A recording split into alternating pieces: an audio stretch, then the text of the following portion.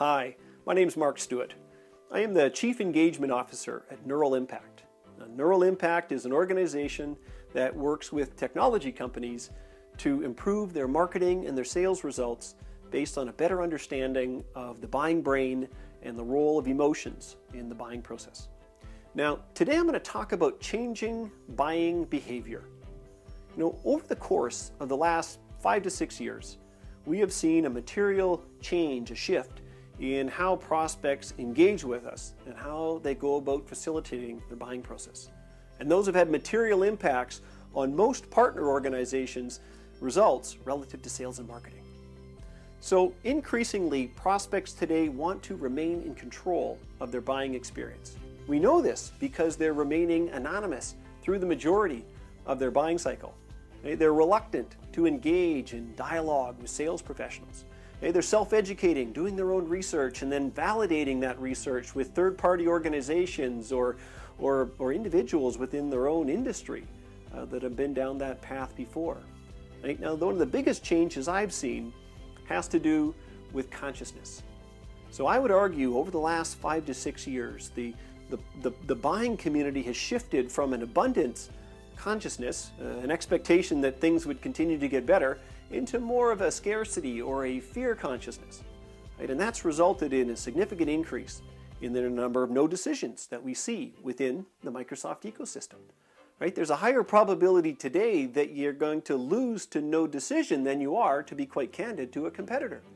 Prospects are basically saying, I would rather hold on to my scarce working capital than invest it, in a risky technology project.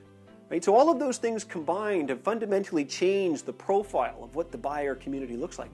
And what we're seeing rewarded out there in the marketplace, candidly, are partners that put together solution sets that are low risk, that address very, very specific industry challenges that are easy to say yes to. Now, these changes have had a material impact on when a prospect engages with a partner in their buying cycle. In the past, 9 times out of 10, marketing would generate a lead and then pass it off to sales. So the engagement point was pretty predictable. An organization would have some business challenge, and then they would look to the marketplace for some potential solutions, and then they raise their hand. And then we would have a period of time to influence them. Today, educated buyers are engaging with sales professionals somewhere between 50 and 65% of their way through the buying experience. It's radically changing the amount of time that we have to influence which solution they select. And on the flip side of that coin, we're also intercepting prospects early in their research stage. Well, how does that work? Well, organizations like yours have been spending a tremendous amount of money and energy over the last 10 years building out marketing content. We're moving from a world of outbound marketing to inbound marketing. And so those case studies and white papers and webcasts that you've put out there to draw people to you, well, it works. But we're intercepting people in many cases long before they actually have a real project. It's not funded, doesn't have a business sponsor. It's not a big enough business problem to solve yet. But today, we're taking all of those leads, suspects, prospects, whatever language you use, and we're funneling them into a sales organization. What I would encourage you to think about moving forward is to start to triage those leads to determine, is this an opportunity that is active, in which case we want to route it to a sales professional as quickly as we can, or is this an early stage research, and in which case we want to route it more to a nurture engine where we can have a high touch, low cost way of interacting with that prospect to keep us in their consciousness until the point comes where they're ready to raise their hand.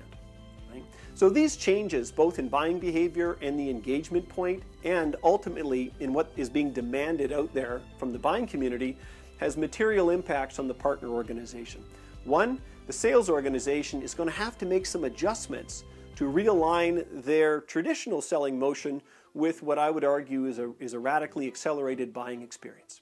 The marketing organization has to start to think about making some adjustments, to make sure you continue to be found in that research phase, but also to ensure that you continue to create really rich content for that nurture rhythm to keep that prospect engaged at a low cost.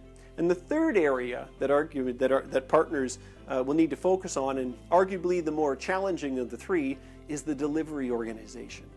So as I mentioned, prospects are looking for low-risk, industry-specific or workload-specific solution sets, and ideally that can be consumed on a monthly subscription basis and then of course available in the cloud.